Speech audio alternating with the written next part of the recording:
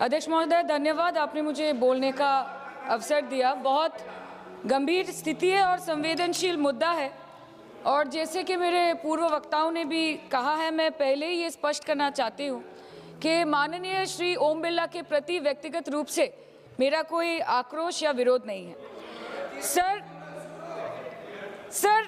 there is nothing driven out of personal grievances, but it's certainly our expectations of the Honorable Chair and the values and principles of fairness and impartiality with which is integral to the functioning of the Chair.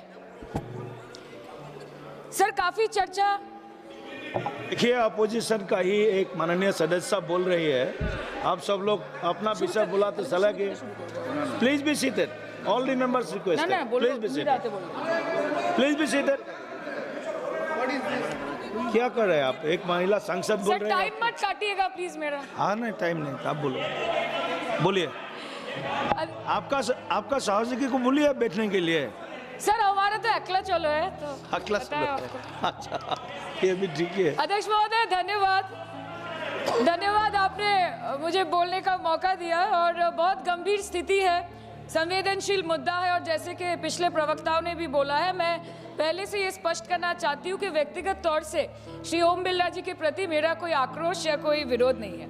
Sir, there is nothing which is driven out of personal grievance, but it's certainly our expectations of the honourable chair and the values and principles of fairness and impartiality with which it should be integral to its functioning.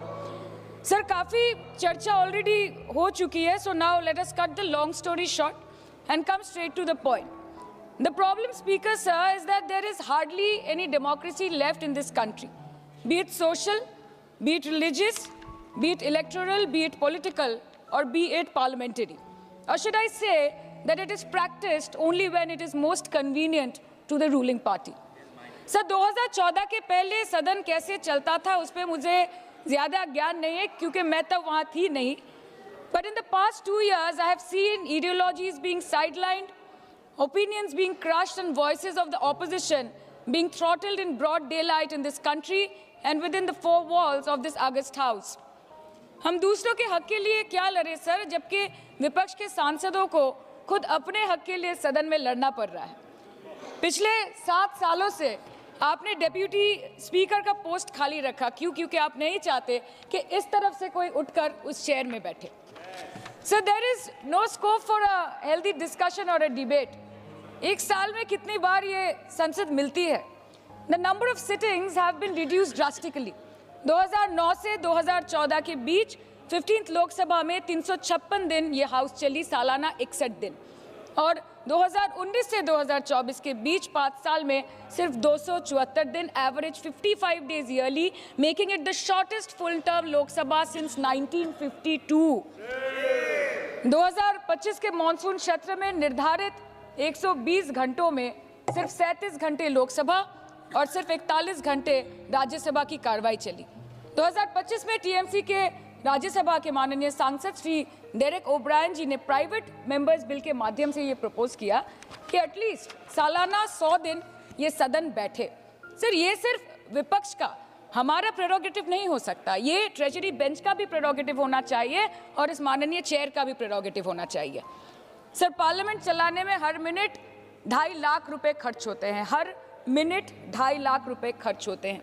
2014 से लेकर 2024 के शीतकालीन सत्र तक कुल मिला के 2200 minute, 92 दिन और 3,300 करोड़ रुपए का लॉस हुआ। क्यों? क्योंकि आप नहीं चाहते थे कि महत्वपूर्ण विषयों पर चर्चा हो। अध्यक्ष जी, ये चेयर का काम है निश्चित करना कि ये सदन चले, ये विपक्ष का काम है सवाल उठाना, और ये सत्ता पक्ष का काम है कि वो हर सवाल का जवाब हर उस इंसान को दे जिसके टैक्स के पैसे से ये सदन चलता है। परंतु ये बोलते हुए मुझे खेद है कि सरकार ने इस देश के पॉलिसी मेकिंग प्लेटफॉर्म को अपना एडवर्टाइजमेंट पोर्टल बना दिया है। And they are manipulating this honourable chair to silence the opposition and this august house to blow their own whistle, and they are trying to murder parliamentary democracy by rendering institutions toothless. Sir, CAG reports बनना बंद हो गई है। The number of CAG reports tabled in parliament has reduced from 53 in 2015 to merely 18 reports in 2023. Public accounts committee का काम क्या है sir?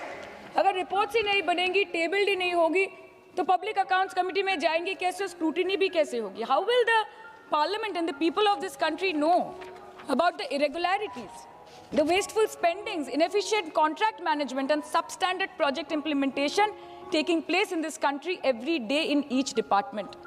You have completely eliminated the concept of transparency and accountability. The BJP government merged the 92-year-old independent railway budget with the union budget 2017. जब हमारी honourable CM माननीय ममता बनर्जी यहाँ की railway minister थी, तो तब पूरे देश के लोगों को अवगत करती थी कि रेलवे के क्षेत्र में इस देश के किस कोने में क्या काम हो रहा है, चाहे वो स्टेशन हो नए नए या नए रेल हो या फिर नए कितने सारे इंजन्स बने, कितने सारे रेलवे की गिनती बढ़ गई, कोचेस की, सबको पता चलता था। और आज यूनियन बजट में रेलवे जैसे एक इम्पॉर्टेंट कमोडिटी जिसके साथ देश के 20 से 30 करोड़ लोग ऑन अ डेली बेसिस जुड़े हुए हैं, उसका शब्द, उसका नाम तक लिया नहीं जाता।